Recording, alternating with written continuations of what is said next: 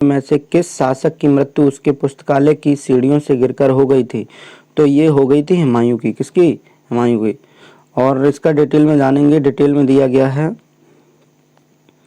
Detail में कहा गया इसमें कि हुमायूं की मृत्यु दिल्ली के दीन-ए-पला भवन में स्थित पुस्तकालय की सीढ़ियों से गिरकर हुई थी। लेनपूल ने हुमायूं पर टिप्पणी करते हुए कहा कि हुमायूं जीवन भर लड़खड़ाता रहा और लड़खड़ाते लड़खड़ाते वह अपनी जान दे दी। ठीक है, उसने अपनी जान दे दी। क्वेश्चन नंबर दूसरा दिया गया है। दूसरा में कहा गया है कि हुमायूं की दुर्घटना में आकस्मिक मृत्यु के उपरांत उनके बेटे अकबर को कहाँ मुगल सिंहासन पर बैठाया गया था? तो ये बैठाया गया था कालानौर में। कहाँ पर?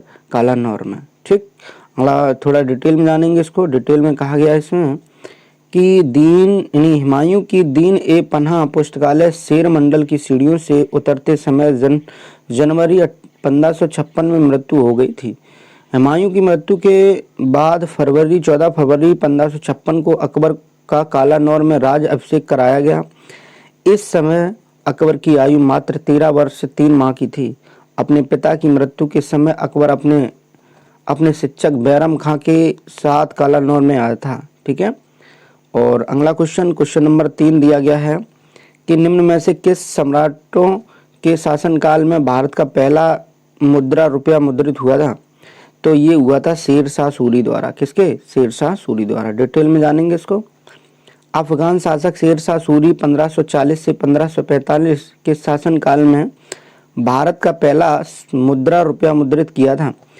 इसका वजन 178 ग्राम था। यह रुपया चांदी का था। किसका? चांदी का था। ठीक है, चौथा क्वेश्चन देखेंगे। चौथा क्वेश्चन में कहा गया है कि इनमें से किसने भूमि मापन की व्यवस्था प्रारंभ की थी? तो भूमि मापन की व्यवस्था जो की थी वो शेरशाह ने। किसने? शेरशाह ने। डिटेल में देखो। डिटेल में कहा गया प्रयुक्त शासकों में से शेरशाह सूरी ने भूमि मापन की व्यवस्था प्रारंभ की थी। उसने गज-ए-सिकंदरी द्वारा भूमि की पैमाइश कराई। उपज के आधार पर भूमि को उत्तम, मध्य और निकृष्ट 3 श्रेणियों में बांटा था। क्वेश्चन नंबर 5 में कहा गया है कि जलालुद्दीन मोहम्मद किस नाम से प्रसिद्ध थे? यानी अकबर का जो नाम था वो जलालुद्दीन मोहम्मद था। क्या था? जलालुद्दीन मोहम्मद।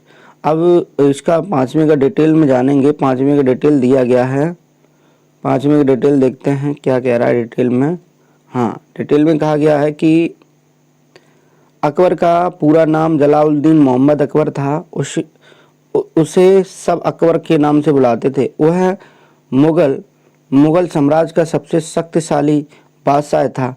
अकबर तैमूर वंशावली में उल्लेखित भारत में मुगल वंश का तीसरा शासक था। सम्राट अकबर मुगल सम्राट के संस्थापक जहीरुद्दीन मोहम्मद बाबर का पौत्र और नसरुद्दीन हुमायूं का पुत्र था। ठीक है ना, हुमायूं का पुत्र था और बाबर का पौत्र था। ठीक है। क्वेश्चन 6वां कहा गया है कि प्रारंभ में अकबर का संरक्षक कौन था? प्रारंभ में अकबर का संरक्षक बैरम खां। ठीक, डिटेल इसलिए कराते हैं क्योंकि डिटेल को जानना जरूरी है और ये वही क्वेश्चन कराते हैं जो किसी न किसी परीक्षा में पूछे गए हैं। ठीक है ना। और अकबर का जन्म 1542 ईस्वी में अमरकोट के राजा बीरसाल के महल में हुआ था, जहां उसका राज अभिषेक हुआ। उस समय उसकी आयु 14 वर्ष से कम थी। बैरम खां अकबर का संरक्षक बना। अकबर ने उसे अपना वकील वजीर नियुक्त किया। उसे खान ए खाना की उपाधि से विभूषित किया था।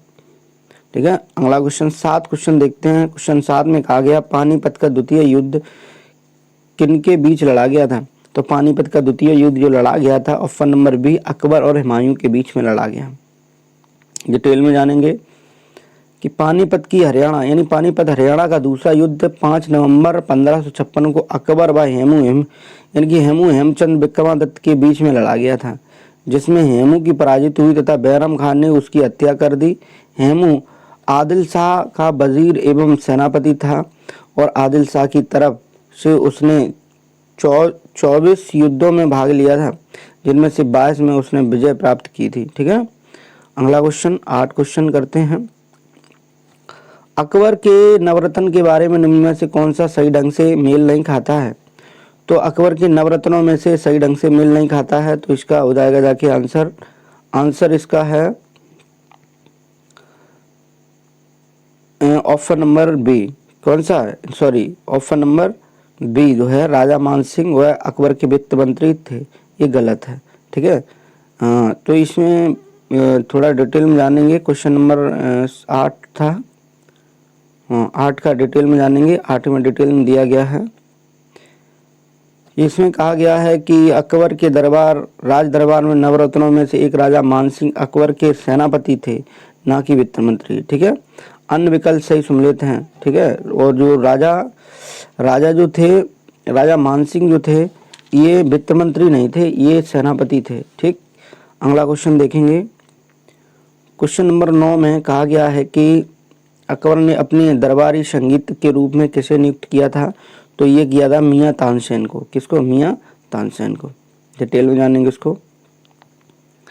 डिटेल में अकबर ने मियाँ तानसेन को दरबारी संगीतज्ञ के रूप में नियुक्त किया था। वह अकबर के नवरत्नों में से एक थे। अकबर के दरबार में आने से पहले तानसेन रीवा के राजा रामचंद्र के दरबार में रहते थे, जहां से अकबर ने उन्हें अपने दरबार में बुलाया था और उच्च स्थान प्रदान किया था।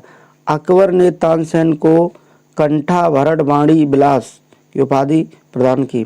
तानसेन का मूल नाम रामतनु पांडे था। क्या था, रामतनु पांडे था, और उनका मकबरा जो है ग्वालियर में स्थित है। क्वेश्चन 10वां देखेंगे। 10वां कहा गया है कि अकबर के दरबार में प्रसिद्ध कवि कौन थे, तो अकबर के दरबार में प्रसिद्ध कवि थे रहीम खान। कौन, रहीम खान। देखो डिटेल में कि अकबर का प्रसिद्ध दरबारी कवि मियाँ अब्दुल रहीम खाना खान हिंदी का श्रेष्ठ कवि था। रहीम के उपनाम के लिखे गए दोहे आज भी प्रसिद्ध हैं।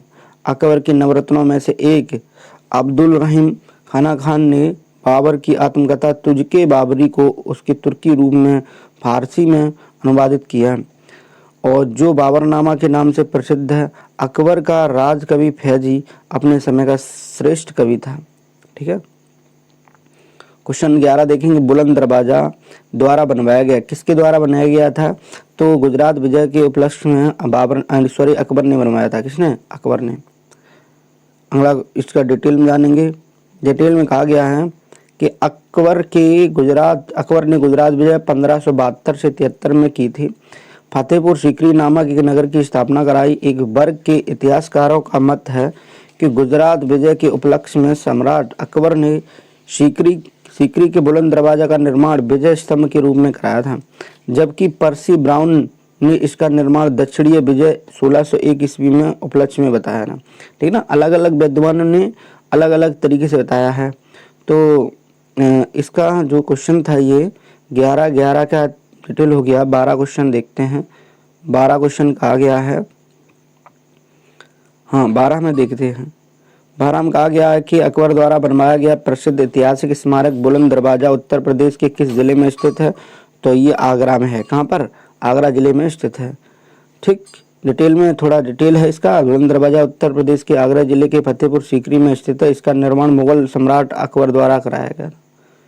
क्वेश्चन 13 देखेंगे। 13 क्वेश्चन कहा गया है, इनमें से कौन सा मुगल सम्राट अनपढ़ था, तो अनपढ़ अकबर था। कौन सा था, अकबर। Option number C. थोड़ा डिटेल जानेंगे इसकी। मुगल सम्राट जलालुद्दीन मोहम्मद अकबर अनपढ़ था। अकबर का जन्म 15 अक्टूबर 1542 को राजपूत राज्य अमरकोट के किले में हुआ था। 1540 में अकबर के पिता हुमायूं की बिलग्राम युद्ध में शेरशाह के हाथों द्वारा पराजित के बाद 1555 ईस्वी में शरणार्थी के रूप में रहना पड़ा, जिससे अकबर की शिक्षा का उचित प्रबंधन नहीं किया जा सका। ठीक है, और इस कारण ये हुआ था। तो अब अगला क्वेश्चन, निम्न में से किसने अकबर की धार्मिक नीति की आलोचना की थी, तो अकबर की धार्मिक नीति जो थी बदायूं ने, किसने, बदायूं ने की थी। अब्दुल कादिर बदायूं अकबर की धार्मिक नीति की आलोचक था। उसने मुंतखब उत तबारीब नामक पुस्तक की रचना की थी। ठीक है, ये वाली पुस्तक की रचना की थी किसने, बदायूं ने। अगला क्वेश्चन है, क्वेश्चन नंबर 15 दिया गया है कि हल्दी घाटी का युद्ध सन 1576 में किनके बीच लड़ा गया था? तो ये लड़ा गया महाराणा प्रताप और अकबर के बीच लड़ा गया था। डिटेल में देखेंगे इसको। डिटेल में कहा गया है इसमें, हल्दी घाटी राजस्थान का युद्ध 18 जून 1576 को मेवाड़ के महाराणा प्रताप और मुगल शासक अकबर के बीच हुआ था। इनमें मुगल सेना का नेतृत्व मान सिंह तथा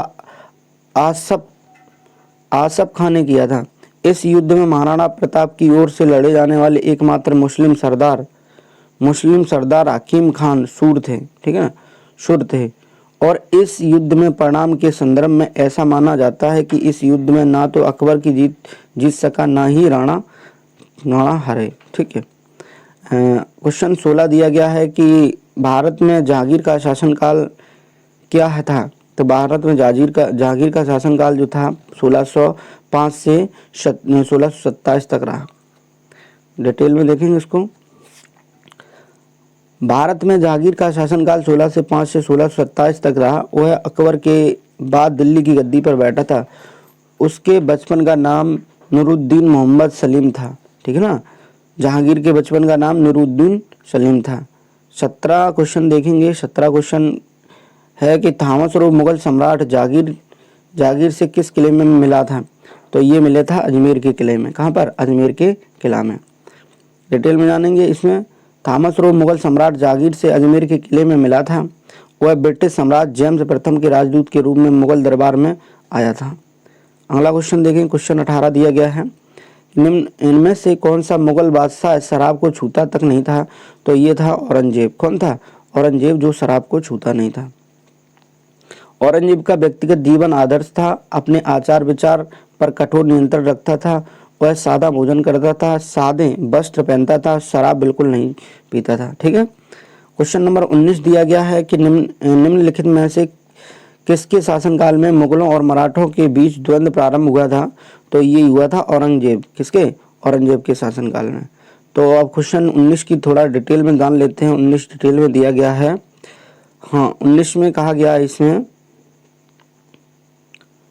इसमें ये कि 1656 ईस्वी में शाहजहां के शासनकाल में सर्वप्रथम शिवाजी के नेतृत्व में मराठों ने मुगल क्षेत्र पर आक्रमण किया, लेकिन मराठों एवं मुगलों में प्रत्यक्ष संघर्ष औरंगजेब के शासनकाल में शुरू हुआ था। 1665 ईस्वी में पुरंदर के युद्ध में शिवाजी की भिड़ंत मुगल सेनापति जयसिंह से हुई। आगे चलकर 1680 में 1707 ईस्वी तक मुगलों के खिलाफ मराठों का स्वतंत्रता संघर्ष चला, ठीक है।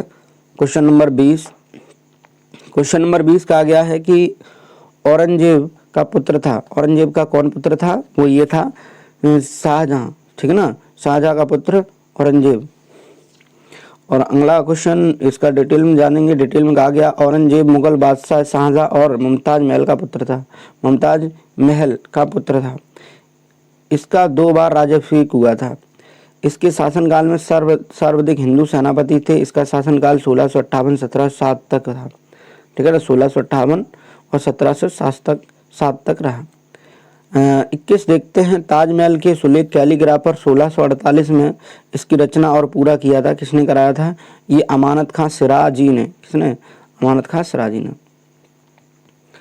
हाँ, शाहजहां ने अपनी प्रिय पत्नी अर्जुनमंद बानो बेगम मुमताज महल, जिसकी मृत्यु 1630 में हुई थी, इसकी याद में ताजमहल का निर्माण करवाया था। ताजमहल का निर्माण 1632 से शुरू हुआ और 1648 में पूरा हुआ। अमानत खां सिराजी महल का कैलीग्राफर था। कवि गयासुद्दीन ने मकबरे के पत्थर पर इबारतें लिखी, जबकि इस्माइल खां और अफरीदी ने इसके गुम्बद का निर्माण किया। और ताजमहल के डिजाइनर का नाम है उस्ताद अहमद लाहौरी था, ठीक है। क्वेश्चन नंबर 22 देखेंगे। क्वेश्चन नंबर 22 में कहा गया है कि दिल्ली का प्रसिद्ध लौह स्तंभ जो सदियों से बिना जंग लगे खड़ा है और निम्न में से किस ऐतिहासिक परिसर में स्थित है? तो ये है कुतुब मीनार परिसर में। कहाँ पर है? कुतुब मीनार परिसर में। डिटेल में देखेंगे कि दिल्ली का प्रसिद्ध लौह स्तंभ कुतुब मीनार परिसर में कुतुब उल इस्लाम मस्जिद में स्थित है। यह लौह स्तंभ भारतीय विज्ञान और वास्तुकला का उत्कृष्ट नमूना है, क्योंकि इसमें जंग नहीं लगी। इसका निर्माण गुप्त काल में किया गया था। अब क्वेश्चन नंबर अगला देखते हैं। क्वेश्चन नंबर अगला दिया गया है 23 क्वेश्चन में कहा गया है बिहार राज्य में सासाराम शहर में स्थित किस प्राचीन सम्राट का मकबरा स्थित है? तो ये है शेरशाह सूरी का। किसका? शेरशाह सूरी का। अब इसका डिटेल जानेंगे। डिटेल में कहा गया शेरशाह सूरी का मकबरा बिहार के सासाराम नामक स्थान पर एक तालाब के बीच ऊंचे चबूतरे पर बना है। यह आकार एवं गौरव दोनों दृष्टि से भारतीय इस्लामिक निर्माण कला का सम्मिश्रण प्रदर्शित करता है। क्वेश्चन नंबर 24 देखेंगे कि प्रसिद्ध चित्रकार मीर सईद अली चित्रकारी हेतु किस मुगल शासक के सहयोगी थे? तो ये थे हुमायूं के। किसके? हुमायूं के। डिटेल में जानेंगे। इसमें कहा गया प्रसिद्ध चित्रकार मीर सैयद अली मुगल शासक हुमायूं के सहयोगी थे। इसने अब्दुल रशमद के साथ मिलकर मुगल चित्रकारी की नींव रखी थी। क्वेश्चन 25 देखेंगे। क्वेश्चन 25 में कहा गया है विश्व प्रसिद्ध मोर सिंहासन का निर्माण उसका लाल किले में स्थापना निम्न में से किस मुगल शासक ने की थी? तो ये की थी शाहजहां ने। किसने? शाहजहां ने की थी। थोड़ा डिटेल में जानेंगे इसको। डिटेल में कहा गया शाहजहां ने 1648 में दिल्ली यानी शाहजहानाबाद में एक चतुर्भुज आकार का किला बनवाया जो कि लाल बलुआ पत्थर से निर्मित होने के कारण लाल किले के नाम से प्रसिद्ध हुआ। इसी किले में दीवान आम के पीछे एक दीवार से बना एक कोष्ठ जहां पर विश्व प्रसिद्ध तख्ते ताउत रखा जाता है जिसे मयूर सिंहासन या मोर सिंहासन कहा जाता है। ठीक है। और इसमें कहा गया है अगला क्वेश्चन 26 में दिल्ली में कुतुब मीनार दुनिया की सबसे ऊंची ईंट से बनी मीनार है। इसमें से कौन से राजा ने इसका निर्माण योगदान नहीं किया? तो इसका निर्माण जो योगदान नहीं किया था तो ये किया था किसने? अलाउद्दीन खिलजी ने। किसने? अलाउद्दीन खिलजी ने नहीं किया था। डिटेल में जानेंगे। 26 की डिटेल देखते हैं। 26 क्वेश्चन 26 की डिटेल में कहा गया है कि इसमें कहा गया है कि दिल्ली में स्थित कुतुब मीनार का निर्माण कुतुबुद्दीन ऐबक ने प्रारंभ कराया था किंतु और सुल्तान इल्तुतमिश ने कार्यकाल में इसका निर्माण कार्य पूरा हुआ। फिरोज शाह तुगलक ने शासनकाल में बिजली गिरने के से चौथी मंजिल क्षतिग्रस्त होने के कारण हो गई थी तथा फिरोज शाह ने उसकी मुड़वाकर उसके स्थान पर 2 मंजिलें का निर्माण कराया था। इस प्रकार कुतुब मीनार में 4 मंजिलों के स्थान पर 5 मंजिलें बन गईं। जो आज विद्यमान स्पष्ट है कि कुतुब मीनार के निर्माण में अलाउद्दीन खिलजी का कोई योगदान नहीं है। ठीक है। क्वेश्चन 27 देखेंगे। कुतुब मीनार निम्न कहाँ पर स्थित है? तो ये है दिल्ली में। कहाँ पर? दिल्ली में स्थित है। अगला क्वेश्चन 28 देखेंगे। 28 क्वेश्चन कहा गया पंचमहल किस में स्थित है? पंचमहल जो स्थित है फतेहपुर सीकरी में। कहाँ पर? आगरा जिले के फतेहपुर सीकरी में।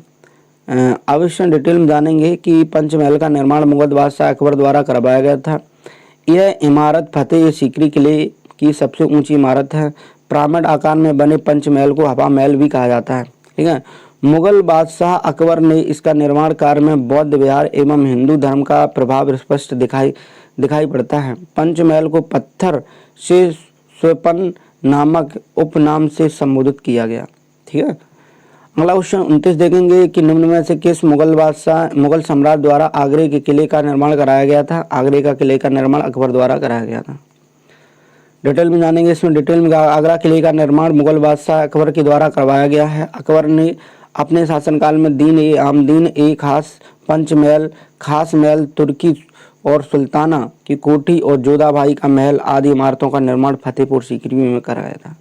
ठीक है। ज़्यादातर चीज़ें अकबर ने फतेहपुर सीकरी में कराई थी निर्माण में। दिल्ली में स्थित प्रसिद्ध हुमायूं के मकबरे का वास्तुकार कौन सा था? तो दिल्ली में स्थित तो उसके वास्तुकार जो थे वो तो हुमायूं के मकबरे का वास्तुकार थे मिराह मिर्जा घियात। ठीक है। और अगला क्वेश्चन देखेंगे। अब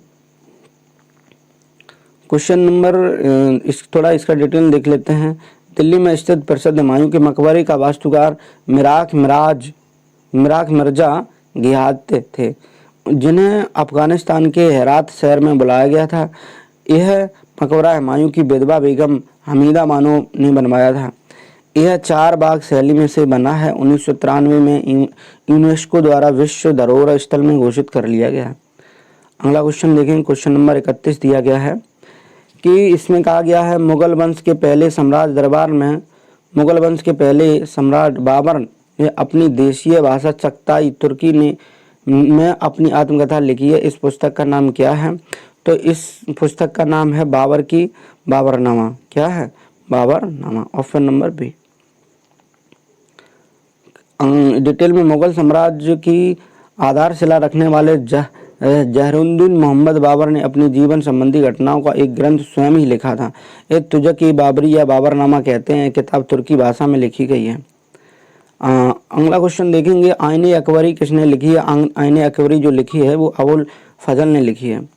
डिटेल में जानेंगे। इसमें डिटेल में कहा गया है कि अबुल फजल ने आईने अकबरी की रचना की है। अबुल फजल अकबर के नवरत्नों में से एक थे जिन्हें सर्वप्रथम तौहीद ए इलाही ए दीन ए इलाही का प्रधान पुरोहित बनाया गया।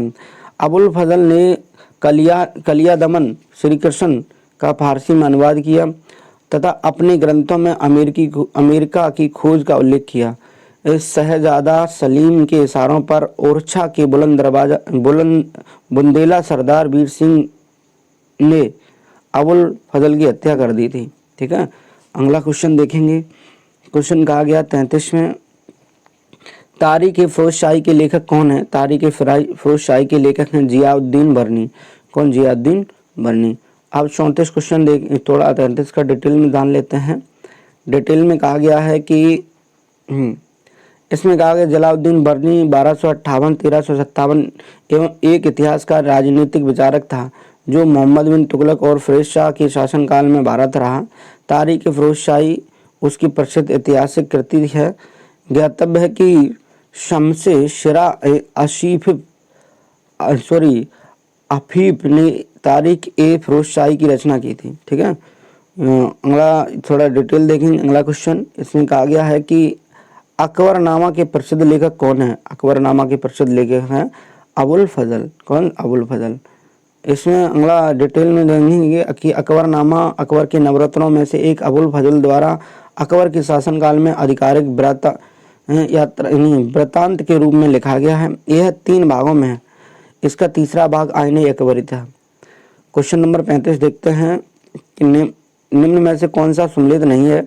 तो इसमें हुमायूंनामा ने नहीं लिखा है, ये लिखा है ठीक गुलबदन बेगम, उसकी बहन ने। देखो इसमें कहा गया है कि हुमायूंनामा की रचना मुगल बादशाह हुमायूं की बहन गुलबदन बेगम ने की है, जिसमें बाबर और हुमायूं के बीच में उपलब्धियों का विवरण है। तुजक ए जहांगीर द्वारा रचित उसकी आत्मकथा है।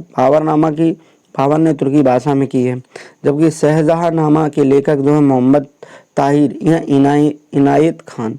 ठीक है। ये 36 क्वेश्चन देखते हैं कि हुमायूंनामा के लेखक कौन है? हुमायूंनामा के लेखक जो हैं गुलबदन बेगम। ठीक है।